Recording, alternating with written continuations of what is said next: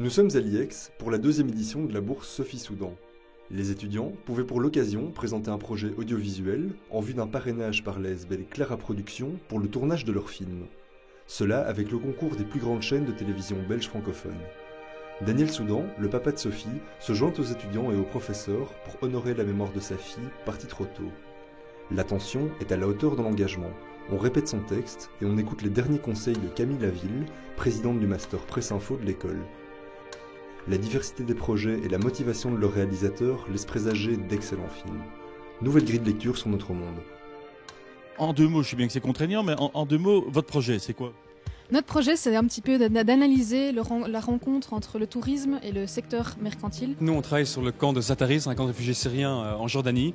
Et ce qui nous intéresse, c'est comment les réfugiés de ce camp, les citoyens de ce camp, participent à l'établissement d'une nouvelle société. Un reportage photo qui part à la rencontre des femmes iraniennes dans une société dont on n'entend pas souvent parler en fait du peuple. Et les femmes donc ont un statut inférieur. Et moi, ce qui m'intéresse, c'est voir que malgré ce statut inférieur, elles sont super présentes dans la société iranienne. Donc en fait, on aimerait bien aller faire des portraits croisés de femmes au Rwanda. En fait, on aimerait bien voir l'évolution, la reconstruction des femmes 20 ans après le génocide et comprendre pourquoi des femmes se sont reconstruites assez facilement et d'autres ont encore du mal à vivre au quotidien tous les jours. C'est se rendre à Fukushima, non pas pour faire l'état des lieux de l'après-Fukushima, mais plutôt pour montrer qu'au Japon, depuis la catastrophe nucléaire du 11 mars 2011, il y a une vraie bataille de l'information, il y a deux discours. Il y a celui du gouvernement qui a tendance à minimiser les conséquences de la catastrophe et les taux de radioactivité dans certains villages, et de l'autre, des citoyens qui se sont regroupés en certaines associations pour mesurer les réels taux de radioactivité, en informer les autres et se faire entendre.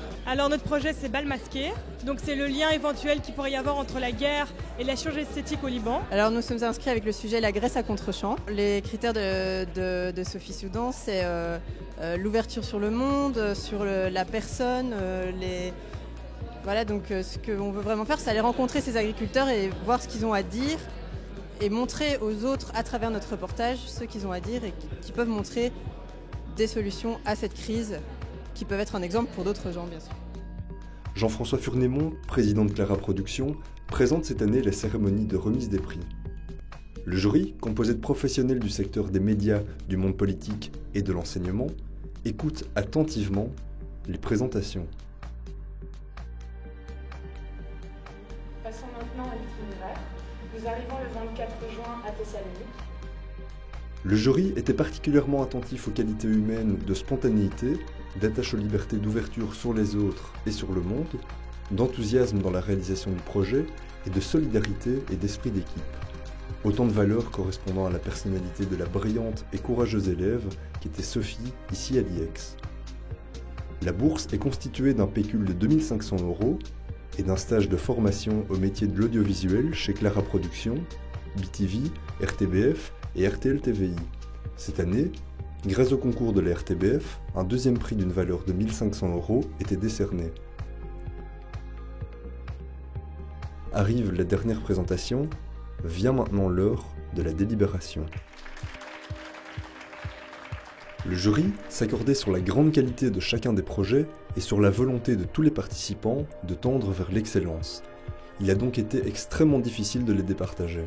Le deuxième prix a été décerné à Marie Tillon pour la qualité de sa présentation, l'originalité du projet et le volontarisme dont elle a fait preuve. Elle gagne un chèque de 1 500 € et une de ses photos sera publiée sur le site de la RTBF. Écoutons maintenant les gagnants.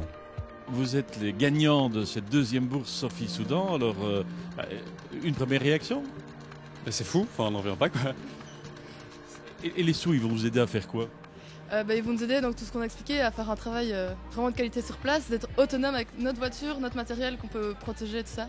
Donc ça va vraiment, on a beaucoup d'espoir pour faire quelque chose de bien, quoi. Et alors, la bourse, c'est pas seulement des thunes, c'est pas seulement de l'argent, c'est aussi un stage content ?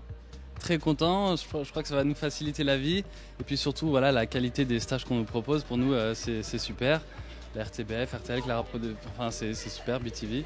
Donc je crois qu'on est vraiment gâtés avec cette bourse et j'espère qu'on en fera bon usage. Quand est-ce qu'on va pouvoir voir Janvier 2015. Et il y aura aussi une soirée au Cinéma Galerie où on va projeter sur grand écran notre reportage ainsi que ceux des autres, pas seulement le nôtre. Et ça risque d'être vraiment bien. En tout cas, félicitations, bravo, merci à vous. Rendez-vous est donc pris en janvier 2015 pour la projection des films et dans 1 an pour la 3e édition de la bourse Sophie Soudan. 8 projets avaient cette année été déposés, gageant qu'en 2015, nous en compterons encore davantage.